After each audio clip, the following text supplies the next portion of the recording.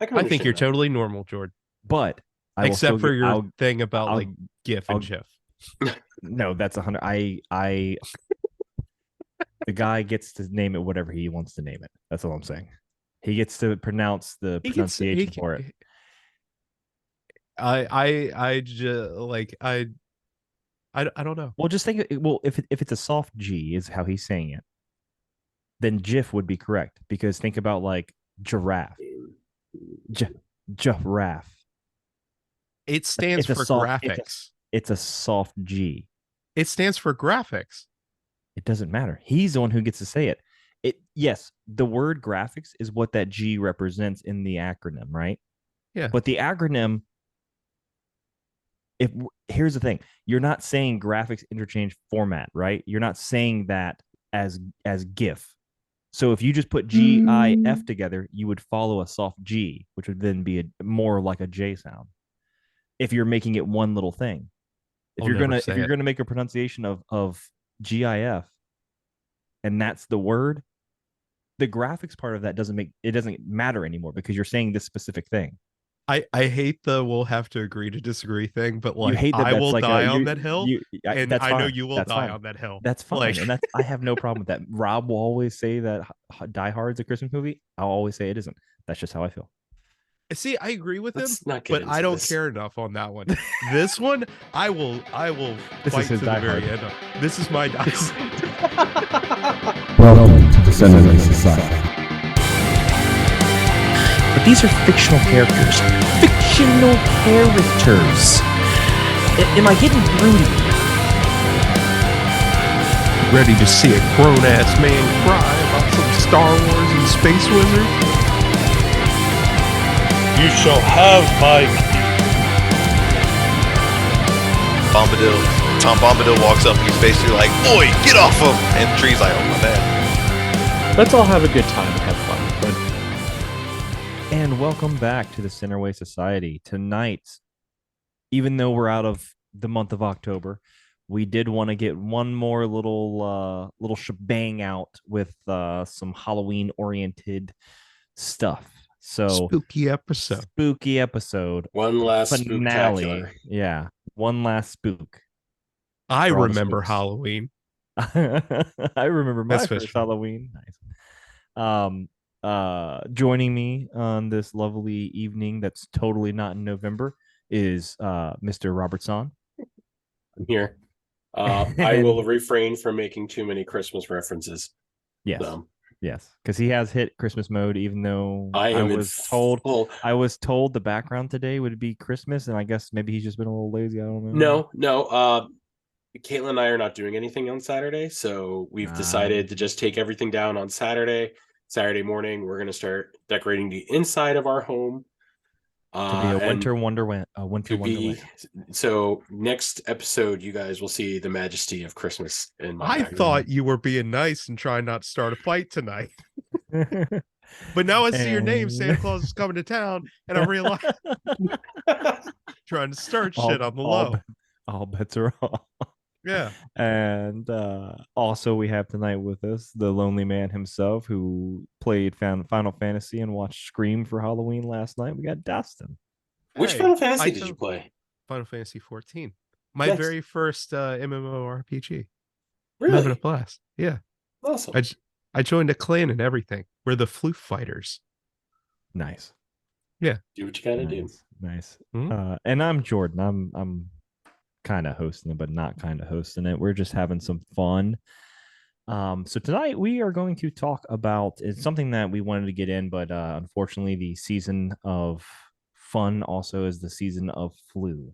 And there's been a lot of sickness and stuff going through, so we unfortunately had to push this episode a little bit back. But the best is always saved for last. So tonight we're going to talk about some horror icons, meaning director, writer, producer, whatever. I personally have a few guys that I want to talk about. I know Dustin, you probably have a few guys. We probably talked about some of the similar ones. Rob has seen a horror movie before, so he can put input in there. One or two. Seen some empty buildings. He's seen a warehouse or once or twice. I gotta bring it up, Rob. One last Halloween episode, and then I can't mention it again. For next year, we're not doing a Halloween movie. So just to kick into it, there's a couple guys I want to save closer to the end, but there was one. So I know we spoke of a few guys. I don't want to mention them because I don't want to give it up. But there's one guy that I didn't even think about that he's more of he's kind of like a Mike Flanagan to a degree. And we're going to go ahead and just give an honorable mention right now. Mike Flanagan is probably the best guy doing horror thriller type stuff modern day. We did a full episode just about him. We love him here. He's the new guy. He's the guy now, for me at least. But there's another guy who is a little bit less newer than Mike Flanagan, but still is doing stuff, and he does an excellent job too. Was just thinking about it. James Wan, man. And if you're not familiar with who that is, fill me in. He did Saw. He's done the Insidious. He's done the Insidious series. He's a part of the Conjuring universe. Like he's got some quality cuts into horror. I loved Insidious, man. Yeah, I did not realize that he did Saw as well. That's amazing. He did. He's been involved in some aspect of it. He wrote the story and directed the original Saw. The rest of the Saw series, he was more of like an executive producer. I think he did some story writing there, here and there. Insidious, he was, I want to say on 1 and 2. 1 and 2, he was the director. He didn't write any of it, but he also came back and produced the third one. I don't think he had really any involvement in the last one. He might have been a producer. The one that just came out this year. The Conjuring series, he's been writing on it. He's been a producer on it. He directed the first Conjuring. So the man has been there, done that. And he's more of what I would call like a major horror director, meaning like most horror stuff doesn't get a huge budget because they usually don't get a good return. But he's one of the few people that he put $20 million into The Conjuring when he started. And he made $340 some million. Well, see, if we look up what the original Saw budget and box office did, probably even beat that out. So it was made for 13 mil. Let's see if I can pull it up here. Saw franchise. So if the whole series has done like $1 billion. But if we just did the first Saw, let's see. Why I don't need video games. I need the films of the world. I don't know why I brought up the video games. Let's see. Yeah, about 10 million to make. Had to earn at least 25 million at the box office to be a success. It did 103 mil. Or no, that's X. What the world, man? Why can't I just see what Saw made? Well, sorry. The original, apologies. The original Saw was a $1.2 million budget and made $103.9 million. That's a pretty big, that's a sizable return. Now, like The Conjuring, like I said, that was made for 20 mil. It was something in like 380 for that. So very successful, what I would call major, like almost like a major label for a band, but like major studio horror director. And he does a good job. I mean, I love those series. The Insidious series is really good. Saw, they may have had some really weird ones, but the earlier days of Saw was really good. You still have everything brought up right now, right? Yes. And Insidious was Blumhouse. Am I correct on that? I do believe Insidious is Blumhouse. I did not have that pulled up, but that's also like a big company, so that it is a lot of it. Yep. So yep. Yes, I believe. Yes, it is Blumhouse. Okay, so that's going to be a natural trend with a lot of stuff coming out today, and I'm glad you brought that up because it's amazing for guys like this, right? Everything is comic book movies right now, and then you have a studio like Blumhouse that'll throw a meager amount of money at a project and just say do whatever you want with it. And that's how you get stuff like Insidious. Just off the wall, like anything the guy wanted to do. And it's either going to make a killing or it's going to break even because it's so cheap. Here you go. I mean, the man is consistent. Budget for Insidious, 1.5 million. Box office, 100.1 million. So like, Yep. pretty much the exact same numbers as Saw. Yeah. The Conjuring stuff blew up a little bit more. Like I said, if I remember correctly, when I looked it up earlier, yeah, $20 million budget, 319 million to box office, which is a considerable amount. But Dude, the Conjuring could, series, the Conjuring universe yeah. is like the Conjuring. You've got the Nun. You've got, even though this one was like is adjacent, it's not like it's connected, but not like to a whole degree with the plot. The Curse of La Llorona. You've got the Annabelle. You've got the Annabelle stuff. I mean, there's a ton in that series that are involved in the Conjuring universe that all do well. Now, I will say, and he wasn't a writer or director on this one, so I'll give him a pass. But we were just trying to watch The Nun 2 the other night because it's on HBO Max now. About halfway through, we turned it off because we were bored. And See, it happens. It happens. now this might be a little weird to say. I never got into the Conjuring universe stuff. I respect it because it does well and people seem to like it, but yeah, it almost kind of reminds me of like a horror attempt at doing like a Marvel thing where they have their little horror icons in their own universe and they kind of interact with each other, and it feels a little schlocky to me. To be fair, there is something to that, but at the same time, this is based off of real people. Like Ed and Lorraine Warren were actual like paranormal people who went and did this. Whether the events occurred the way that they're being described on a movie, probably not. You know, I doubt it went down like this. Put it that way.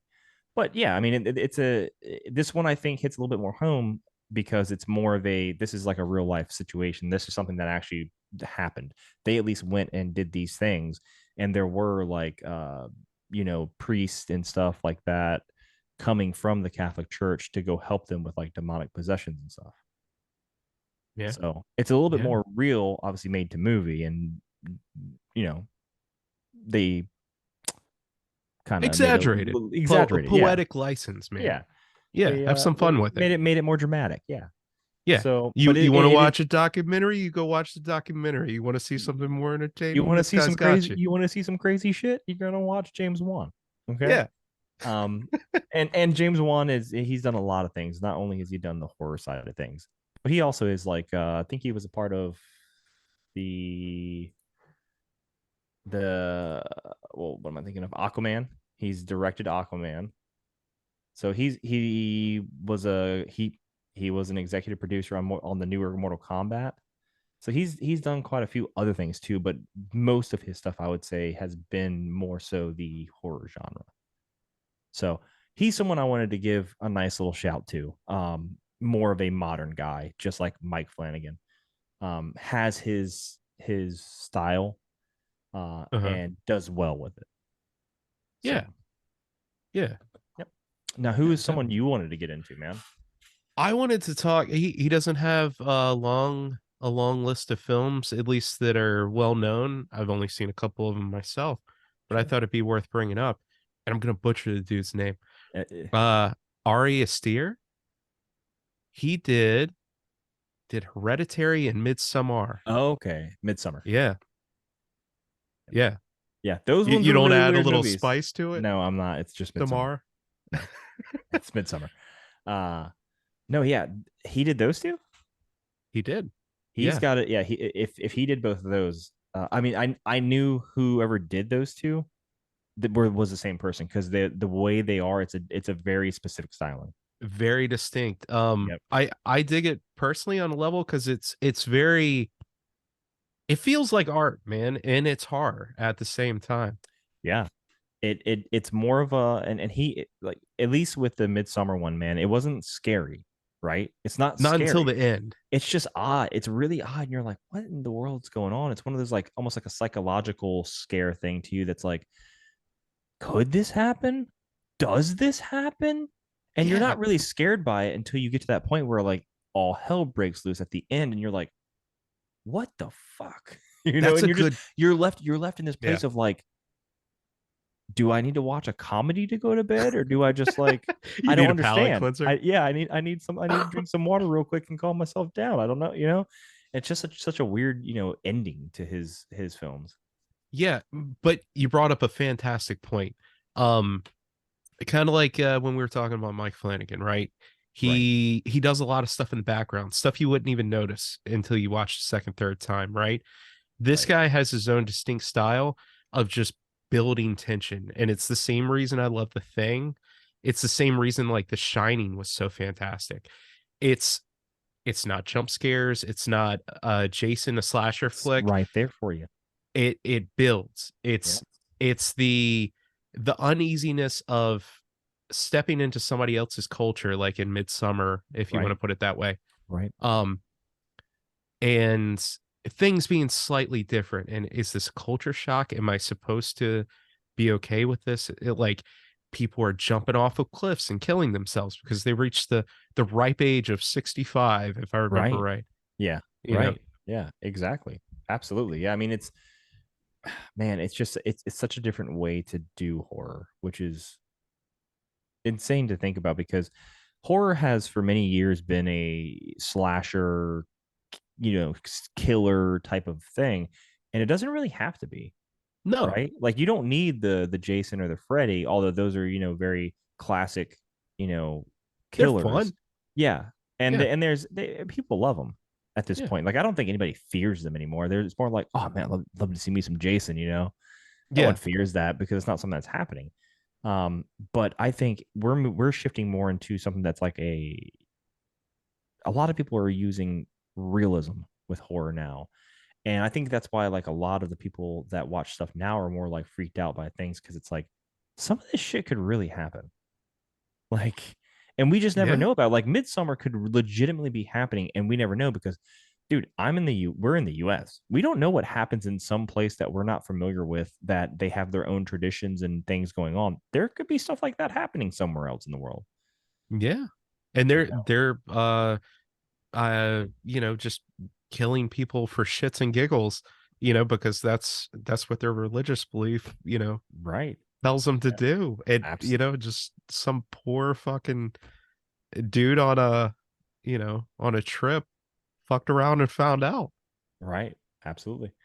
Rob, I actually have two that I would like to bring them up, man. I'm excited. I didn't know you had they're any. Relatively new. These are movies I have seen, or at least seen parts of. The first one, he paused them when they got scary. Yes, I did. Well, I guess they're more suspenseful than actual horror. That's suspensefulness is a horror genre, man. Which the first one I would like to bring up is John Krasinski, A Quiet Place, because that was what caused my anxiety levels to spike through that. And shout out to my buddy Daniel Walker, who let me borrow these like a year ago, and I just watched them recently. It's the actual silence. The fact that really no words are spoken throughout. Yeah. Like 99% of this movie. Dude, it's the actual quiet that's just like you're waiting for that moment. Yeah. Like the entire time, and it's causing you like to sit on the like it's like when you see somebody drowning in a movie and you're like you can't catch your breath because you're like yeah. And it's like, especially if it's somebody like you're really like you started to really like that character and stuff, and you're like, oh my God, they're not going to make it out of the war in time. And you're like, you feel like you were choking up on water yourself. And you're like, yeah, the fuck is going on? Yes, though that styling is very hard to do, but if it's done well and executed, you can make something really good out of it. And I thought like A Quiet Place was very, very well done. Didn't see the second one, but the first one was, dude, didn't see the second one was good. I still have yet to see it, but that first one, man, the scene and spoilies. I mean, you've had time to watch it, but this is a spoiler alert. The fucking scene where he's like, "I love you, I've always loved you," signing to his daughter to save her, and screams and then gets just slaughtered. Jesus Christ, man, dude. Yep, but I love John Krasinski. I think he's a phenomenal actor. Obviously, The Office. Jack Ryan, Reed Richards, Spaghetti Richards. That was a terrible scene. but his directorial debut. Yep, him and his fantastic. Emily Blunt. Man. Oh my God! Yeah. See, they should be Reed Richards, Sue Storm. I'm sorry, that would be so good. Don't be sorry, Rob. Speaking truth. Speaking truth. Truth. Well, dude, I have a fun story about that. I had such a fun experience going to see Quiet Place, man. I Yeah. went with Jamie's brother, my last podcast, uh, his, Yeah. co-host, his brother, yeah. Um, and he's very much like he needs excitement. He's not gonna like watch a film for like the art or something, but he Yeah. loves horror movies, so I convinced him to go with me. And we're sitting in that theater, dude, and we're watching, and there's like no sound for the first like what 30 minutes of the film. Something like that. Yeah. Something there. Yeah.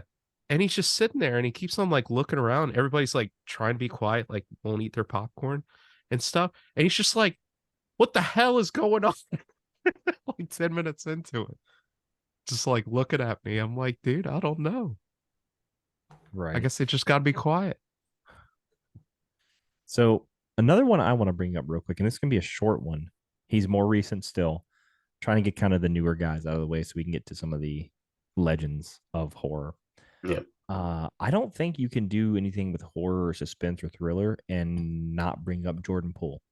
Or That was the other one I had. Jordan Yeah. Peele. Sorry, Jordan Peele. I was thinking about the point guard Get in Out. basketball. Jordan Peele. I was gonna bring him up as well. Yeah. Okay, look, so we all three had him on our list. Yep. Yeah, Jordan Peele, Get got Out. no more. Yeah, I've got no more. It's my last one. Get Out being his like first big thing, right? Like that was his first take on doing. Believe it or not, I have not seen that movie. Fantastic movie. You probably should go see it. Just being realistic. He redid Candyman, which is an interesting one to try and go for. I mean, he did he's done a few that are very similar to each other. I really enjoyed Nope. Nope was one. Yep. I think he also did Us as well. He did. I did not enjoy that one personally. Hands Across America at the end of it was just so weird. Yeah, it was. Spoilies. But yeah, he's he made his career initially as a comedy guy, right? He also had a part in Lovecraft Country. That was fantastic. He did. But he this is a man who made his he did all this stuff from obviously comedy. And then he got to a point to where he was able to kind of reach to an area where he wanted to try something different and not be kind of, I don't want to use the word pigeonholed because I'm sure he didn't mind the comedy aspect of doing things, but he wanted to try his own thing for once. He had more something different. Yeah. He's got range. He can do what he wants. Some of these people in like, I don't want to say Hollywood necessarily, but some of these people that do, directorial writing stuff, all that, dude, they can pretty much do whatever they want. It's just, are they going to ever have the opportunity to do it? Because some studios will be like, nah, we don't like the way that sounds, so we're just not going to do it. And then, God, could you imagine if like nobody ever picked up Mike Flanagan? Yeah, true.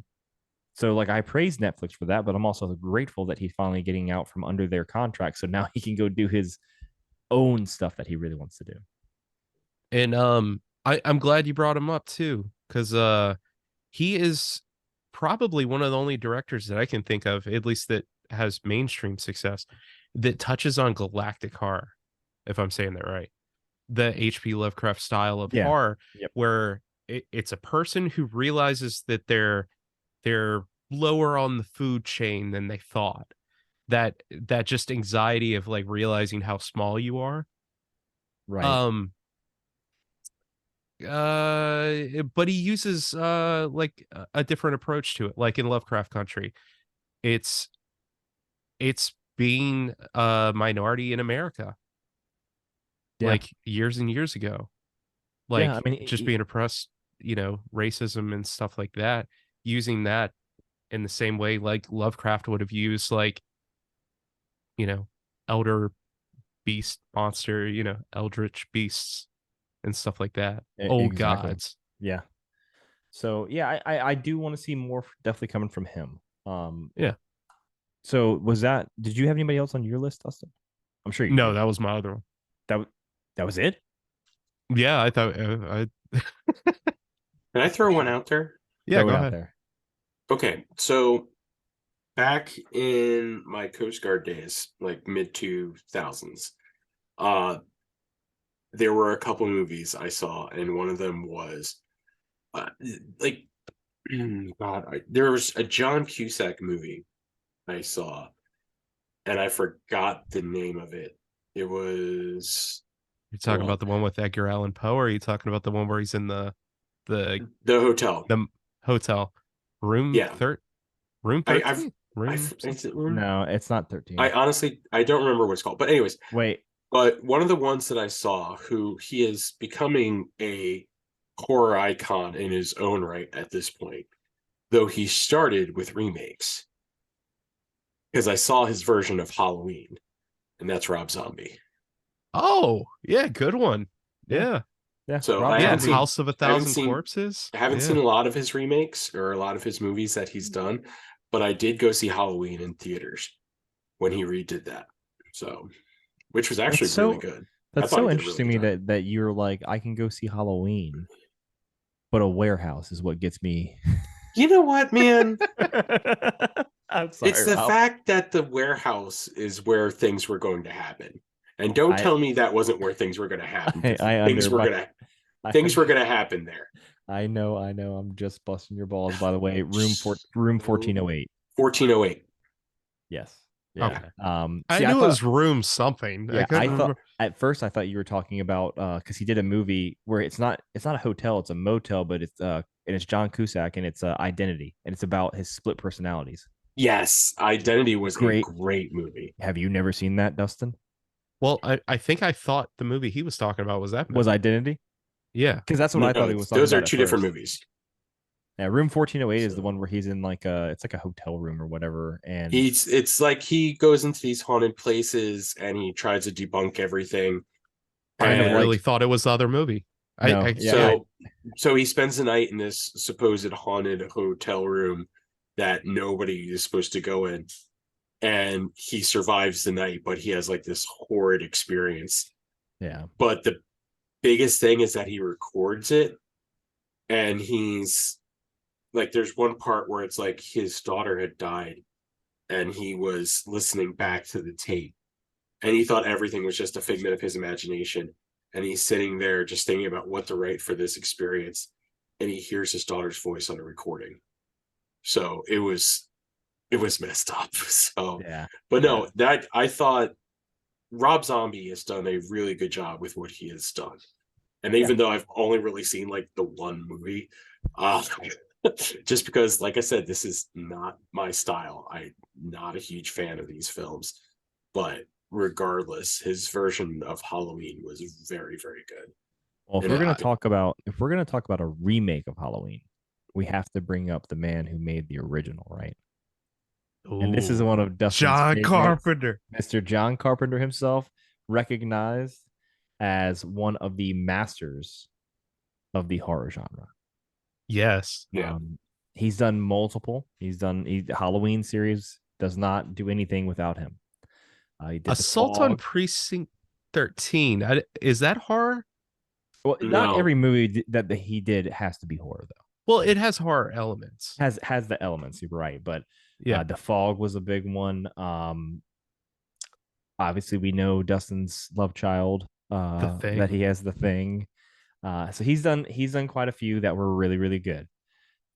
Great classics. But he has done a lot more than just that, is the thing. He's done, I feel like you could say he's a horror legend, but like he also kind of went out and did other things that just a lot of people that usually do horror movies don't like. Most of them stick to one type of thing almost. He creates one of the staples in horror with Halloween, and then he goes off and does something like Big Trouble Little China. It just has fun.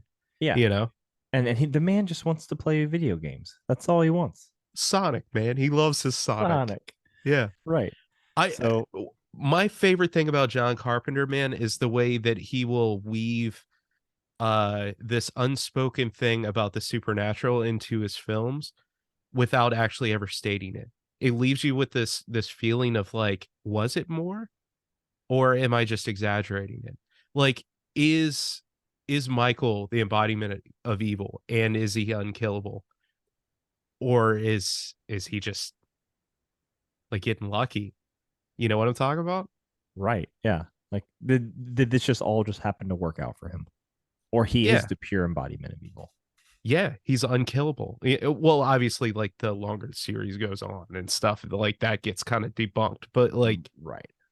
yeah, when he creates something for the first time, it usually has that element to it. Even with something like Assault on Precinct 13, it's like just these waves and waves of people just assaulting the place, and it almost has this kind of like demonic presence to it. Yeah, absolutely. Not to mention, um, I like John Carpenter for another reason too. More recently in his work and stuff he's worked on, he's a guy that loves his kid. So his son Cody Carpenter has scored a lot of or done music design or whatever for some of his stuff. I like seeing stuff like that. So yeah, he did soundtracks to the 2018 Halloween, Halloween Kills, Halloween Ends, Lost Themes, 1, 2, and 3, Firestarter. So even he's got his son involved with his work now, which is pretty cool. He That is pretty cool. popularized that. Like Robert Rodriguez took that up from him, but Carpenter, when he would make a film, he just had a synthesizer Yep. on a desk and he would just sit there and just play shit. Yep. The Halloween Some- theme is iconic at this point. I something- know we love the word iconic, but it's fucking iconic. It is. You It is hear a- it. There's few things that you hear and you're like, you know. Yep. Yeah. It's great, man. Yep. Dude, I do have one more. Damn, Rob, you Was come like- out of nowhere. Okay, who you got? Okay, so I'm not Interesting. really sure if this is technically this is more like zombie than horror, I It's guess. still a part of the genre. Okay, great. But he It's- also created the one movie I will never watch ever in the history of ever again, and that is Paul Anderson. I thought you were talking about like He is the I writer. thought you were bringing up George Romero. Who are you talking Yeah. about? Paul Anderson. He is the writer and director of the Resident Evil movies.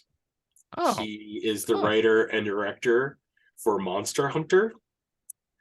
But also, and most importantly, well, he is also the writer and director for Mortal Kombat, which has nothing really to do with this. But the one movie I will never ever watch again, he was the writer and director for Event Horizon. oh, Event came out- Horizon's not scary. To me, and my 13-year-old brain from when Uh-huh. I've watched that movie, I will never watch that movie ever again. it is a fantastic concept though. Going Yes. through a wormhole and finding a dimension that's more or less hell, Yeah. and just bringing it back with you. Yeah. Sure. So I will never watch that movie ever again. But as a fan of Resident Evil, I really did enjoy those movies. See, I'm a huge fan of Resident Evil and the games and the books. Yeah. I fucking hated the movies. You hated the movies, really? The movies are It's so bad. non-canon. Yeah. It's It's so no, it's not. Just It's- stupid fun. dude, you have to have To some me. consistency though.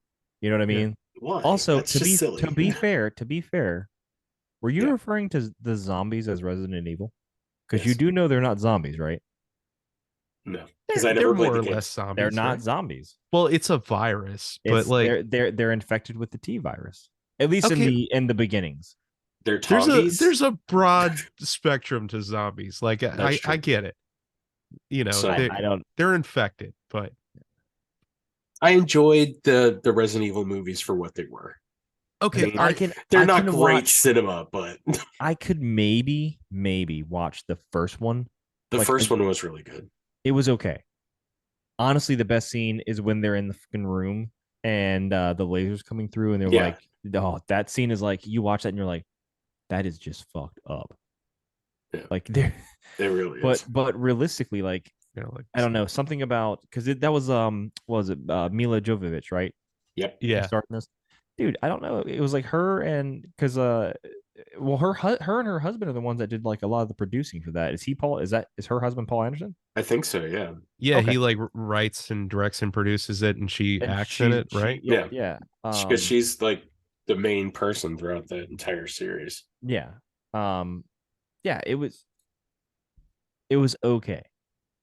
Is what I would I'm say. just saying, My it's- my issues is I played all of the games as a kid. That's your problem. You played the games.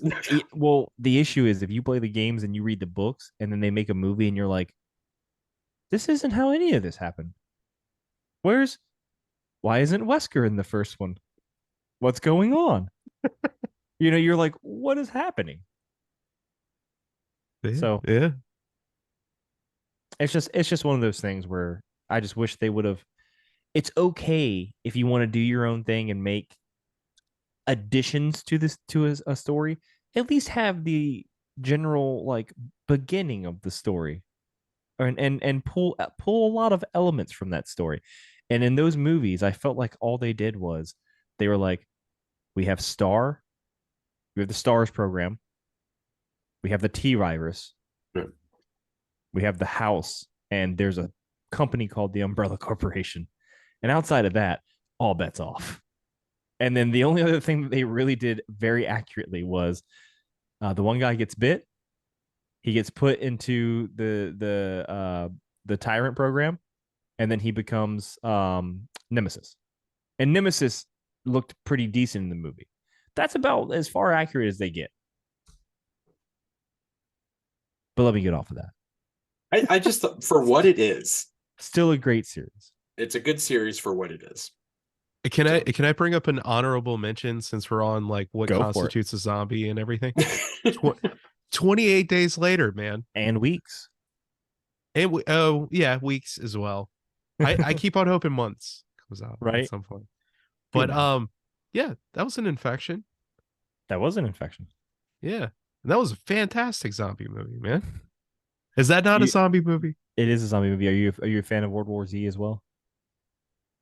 It's good. It's all right. Yeah, it's pretty good. Okay. Here is someone I'm gonna bring up. Can I ask real quick? Are we like well into the like classics now? We can start talking about that. Yeah. I'm gonna bring up one more guy. Okay. Before I get to my finale guy, my guy. Okay. I love. And it's this guy I think you have to bring up because he's the start of it all, right? Who would you guess if I said this is the guy who started horror? Started horror? Alfred to a Hitchcock. degree. Boom. Hitchcock. Man. Oh, well, Birds. Okay, yeah. Yeah.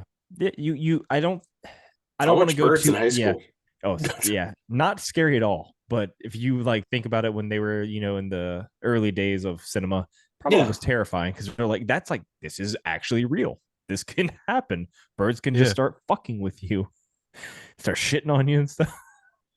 This is definitely like one of those situations where the envelope has been pushed so much. It's like you kind of forget that that's even considered horror, but it really is. It used to be at one point. Yeah. Hitchcock is kind of the guy that a lot of these people take from. Not necessarily his story or plots or anything like that, but his general idea of like real element that could happen. Because I think in almost nearly every good or traditional horror, you have to have some type of real event that can happen to people. Otherwise, if it's like Sharknado or something like that, something that's not meant to be like a true horror movie, then none of that shit's real. You're not going to ever have sharks in a tornado eating people. You're not going to have rubber happen where this wheel just constantly continues to go and murder people. Now, can a wheel come off of a car and hit somebody? Oh, and kill him. Yeah. And kill him. Absolutely. But it's not going to continuously do that after it hits that person. It's not going to seek people like it's out. Christine or some shit. Like exactly. Yeah. So yeah, but realism to some degree. Like the reason why I like Nightmare on Elm Street, I know there's no guy that's going to come and kill me in my sleep, right? But we have nightmares. Nightmares are a legit thing that can cause like you to get anxiety. You can be sleeping one moment, and the next thing you know, you're out of breath, waking up, and you're terrified. And then the whole room being dark around you is freaking you out now. And you're like, holy shit, I just got to turn some comedy on real quick. Or I got to turn like something I'm comfortable with on real quick just to dial it back down. So that is why I wanted to bring up Hitchcock before I bring up my final guy, because he's very much a realism. Granted, he didn't have a whole lot of stuff to work with back in the day, like what people have now. But his stuff was more of a point of there's a lot of scary things around us always. Okay. And I think he deserves a mention on that. Nice. Absolutely. Well, I got two, and I'm assuming that one of mine is probably your last one, right? Probably it's the main one. You know who it Yeah, is. yeah, yeah. Yeah. Okay. All right. So I got one more then. All right. Okay. Let's do it. Sam fucking Raimi. Raimi. I knew you were gonna bring him up. Dude, I love Evil Dead so much. It's like my comfort film. Now we talk about kind of styles, right? He is so distinct, man. He is. If you see a movie and you see a very quick in pan shot with musical notes that pop up, it's Sam Raimi. He's the only one that does it the way he does it. You know how you can put on a Quentin Tostino's movie and you know it's him even if you've never seen it before, or even Robert Rodriguez. Very similar. Yeah, the two of them, man. Yep. Sam Raimi is that third guy. If there was a holy trinity of like people that had such a distinct style, it's that. You can get to it right there. Sam Raimi does great. He really does. He does, man. And I love how it okay, the first one, I love it. It's him and his best friend basically just out in the woods, strapping a camera to the top of a 2x4 and just running through the woods. Yeah. And just doing some shit. They have people doing practical effects and getting injured on the set and stuff, and it's just this raw horror movie that's just ridiculous. And then they just turn it into full comedy at some point with Army of Darkness. Yes, they do. By the way, there's also spin-offs with like Bruce Campbell, right? Yeah. Yeah. He did like Ash versus the Undead. Evil Dead is what Ash vs. Evil Dead show, and that was like really campy and kind of goofy and stuff like that. So there's a lot of other stuff that branched off from it too. Yeah. But yeah, I mean, yeah, realistically, he did a whole lot of something with nothing. Yeah, and he's done more than just Evil Dead, man. He did like Drag Me to Hell and stuff. Like yes, he's done. He's done a lot of fantastic series. He's been involved, and he did Spider-Man, the original 1 through 3 with Tobey Maguire. He was able to do the most recent Doctor Strange, which if you watch it, and the fight scene against Doctor Strange and which one would you call it? Sinister Strange, I guess, or whatever. Sure. He has the scene where he used the musical notes, and he has the horror tones to it, and all of that. And then you have Wanda or Scarlet Witch or which one you want to call her. You have her running in and doing all those scenes. Like he was like, man, I just want to put a scene like I would put in the Evil Dead in this movie. And was able to actually like have some of his creative input to that to a degree. Oh, definitely. Yep. He just he has just like an oddly horrifying and fun style. It is. Yeah. I don't know how to put it any other way. It's like he can scare you, but also make you laugh in like the same 4 minutes. Yeah.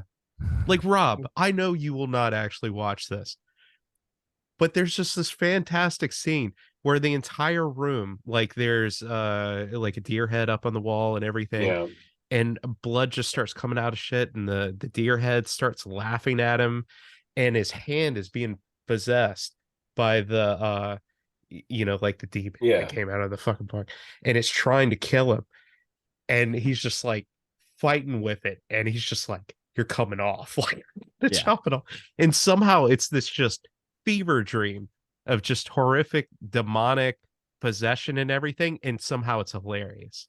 Yeah, and I'm so glad Christmas is coming. He's produced a lot of movies too that are horror related. So he did The Grudge, 2004. Wow. He did Boogeyman. He did The Grudge 2. He did the 2013, obviously, Evil Dead. He did Poltergeist 2015. He did Don't Breathe 2016. He did the 2020 The Grudge. He did Don't Breathe 2. And he's got a couple more movies coming out. One called Don't Move, which I'm assuming is going to be the same thing. But he's done a lot more. He's also done The Possession. So he's actually got quite a few on that horror side where he's a producer of it, not just a writer director of some things. Are you on his IMDb page? I have everybody that I wanted to talk about up, and I had extras. So when he said Sam Raimi, I just clicked on over because I already had him pulled. Because I was like, if anybody's going to bring it up, I was going to honorable mention him. It's going to be Dustin. So I was just waiting for it. I love Evil Dead, man. It's my jam. It's good. By the way, did you watch the more recent one? I still have not watched it yet. Quality No. watch. It was a quality watch. Every time I've gone to watch it, something comes up and I have to stop it. And I want to watch it in one go. I enjoyed it, is what I Yeah. would say. Jess was like, this is a little bit too gory for me, but I was like, pretty fucking good. I kind of like that it's going back to being a horror genre thing because it's awesome when it's comedy, but that I don't think there was much comedy in this one. It was definitely not comedic at all. Yeah, And that's how the reboot it was straight was. rip, all rip. Yeah. Yep. So now I want to get into the guy that I think is the mastermind behind horror. Quintessential guy. Yeah, I even know who he is. He even knows who he is. No, I think you're crazy if you don't bring this guy up. And there's a lot of I just want to say this. There's a lot of people that do horror and do horror well that there's no way I could bring up all of them and do this in a timely manner. So we did have to knock a lot of people out and bring honorable mentions and kind of talk about a few different people through, even though we're not going over everybody. But this guy is the guy for me and probably for a lot of people. Yeah. Wes Craven is a master. Oh, yeah. He is a master at what he did. I mean, he doesn't have a style per se. He's not someone like a Sam Raimi who you put it on, you know exactly that this is Wes Craven. No. But that being said, Wes Craven is, I mean, it's like the man jumped to a new movie and made a series and then made a series that became like larger than life. He has done so much for the horror genre. He did The Last House on the Left. Oh, does that sound familiar? It's probably because they remade it. Mm-hmm. He did the original. The Hills Have Eyes. Ah, got a remake. Sounds familiar. Seems like someone remade it. He did Nightmare on Elm Street, which by also got a remake. Yeah. And oddly enough, Swamp Thing. He did do Swamp Thing. Yeah. He's the reason we have the Scream series, which granted is not like a, it's more of a commentary on slasher thriller horrors, but not scary, but still a good story to some degree and has a lot of plot to it. Agreed. Another movie that he did that nobody, I don't think, realizes that he did, but I enjoyed it as a kid was Red Eye. Not my favorite. Not your favorite? I did watch it. It's fine. Yeah. But as a kid, when I saw it, I mind this was like, 2005? So I was 12.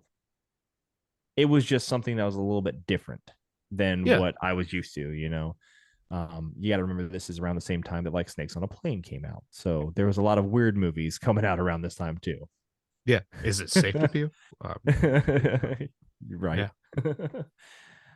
Yeah. He did a lot of really good stuff. Wes Craven, to me, phenomenal. He's iconic. I fucking hate that word.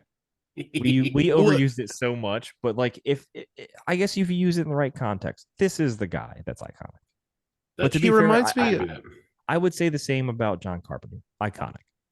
Yeah, but he's very much like the Beatles of horror. There's so many hits that you don't even realize are him, and he changes his style so much across his career. Absolutely. Like he had his Hard Day's Night kind of stuff going on with The Last House on the Left. And then by the end of it, he's like satiring his own genre that he basically he made fun of his own genre for fun.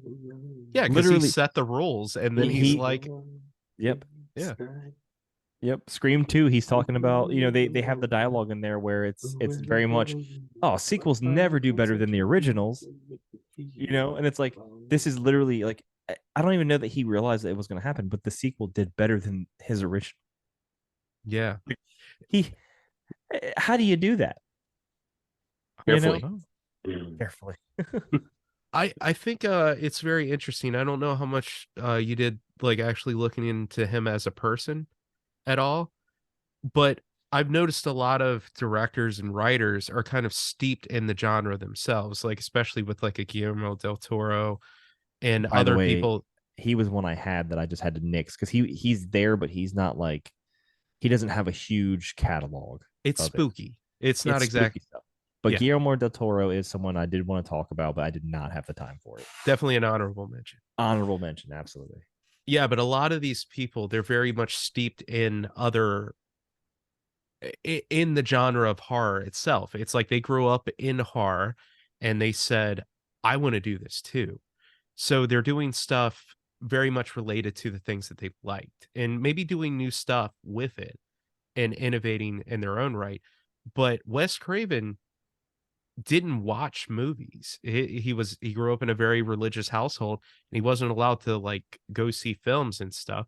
And he basically just sat in a library. By the way, he says library in interviews that I've seen with him, and that bugs the shit out of me. But he sat in libraries and would just read books and just make stories up in his mind. And this is how we got stuff like Nightmare on Elm Street. These are just dreams that he had and said, holy shit, that was scary. Yeah, I mean, yeah, he does. See, I did read up a bit about him, and I do think that the whole like religious family thing, because he does to some degree in a lot of his movie, he has a family structure that he goes into, and he does kind of like a breakdown. He goes through a breakdown of like the family structure in some movies to a certain degree. Mainly on those you're looking at like Last House on the Left, The Hills Have Eyes, the Nightmare on Elm Street series, and then you have your Scream films. Yeah. That would be like the main stuff that he does with that. But that's, I mean, I think personally, I think he had issues that maybe he's never said, where maybe there could have been some abusive stuff he grew up with or something to some degree. But why do those without having the background? You know what I mean? Like, because some of the stuff is like abusive. Well, yeah. And we definitely at least know from stuff that he's talked about personally that his family was very controlling. They tried to fix their marital issues because his parents had a lot of issues. Right. And they tried to fix that with religion. And then he ends up dying in his late teens at work, like his father. Yeah. You know, and he's struggling with that. He definitely went through a lot. He did. Yeah, there's a lot of childhood trauma going on there as far as I can tell. And it's awful, you know, he most likely suffered through some stuff, but it definitely lends to an artist's creativity in a sense. It does, unfortunately. Yeah, definitely unfortunately. Yeah. But yeah, he is probably, I mean, there's like I have like a top 5 of guys, but and at any given moment in my life, they could be probably interswapped of who is where, numbers 2 through 5. It could be this guy one day, it could be Guillermo del Toro this day, it could be Sam Raimi's in there. John Carpenter is probably number 5 or 4 most all times, but there's no one that replaces one for me, and that's just Wes Craven.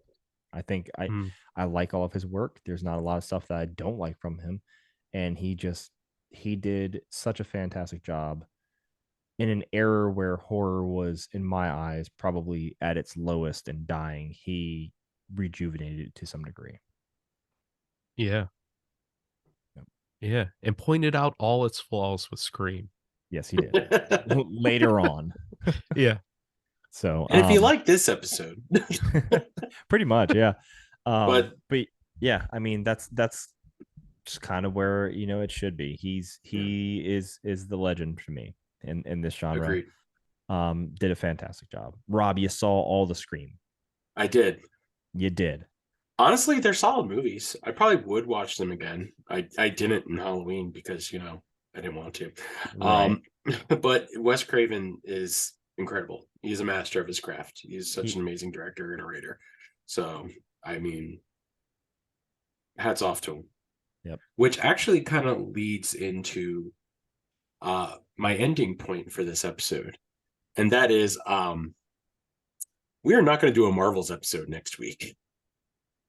Like, I can tell just how burnt out we all are on the superhero genre. Yeah. And over the last several weeks doing these episodes where we've had discussions upon directors, we actually stumbled into a new type of episode for the show, and that is taking a director and talking about their works. So, with that in mind, hold on one second. Welcome to my wheel. What the fuck? Next week, we are going to do our first actual director's dissection. Oh man, you see George Lucas in there, man? I do. We have a lot on here. Quentin Tarantino, Kevin Smith, Martin Ridley Scott, Scorsese, Quentin Robert Zemeckis, Tostinos Favreau. himself. Edgar Wright, Christopher Nolan, Peter Jackson, J.J. the Abrams, Coen brothers. the Steven Soderbergh, Alfred Oh my Hitchcock, which we God. talked about, but Spike Lee, Francis Ford Coen Coppola, brothers. David Fincher, Ridley Scott, Robert Zemeckis, Edgar Wright, Ron Howard. We have a whole list of directors. And instead of just picking one, we are going to let the Wheel of Destiny decide. Hey, can I bring up Who- one thing? Sure, One go ahead. thing. Okay, should we have George Lucas on there if we're doing a Life Day episode? Yes. Well, if it lands on George Spin Lucas, it. we'll just respin Spin it. it. All right. Spin it. Okay. The Wheel of Destiny will tell us who we are going to be talking about. Are you guys ready? Do it. Yeah. Wheel go of for it. Destiny. I'm so excited right now. And John, we're burnt out on superheroes. Let's talk about John Favreau.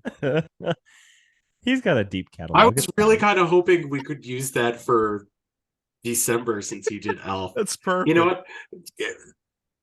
Hold on. No, Spin no, the no, Wheel no, of no, no, Destiny. no, no, So we're no, going to no, talk no. about John Favreau. John All right. Favreau. We're not gonna. John Favreau. What's Yeah, the point of it's doing the random. wheel? We have to. Yeah. It's destiny. We have to. It is go with- destiny. The Wheel of Yeah. Destiny has decided.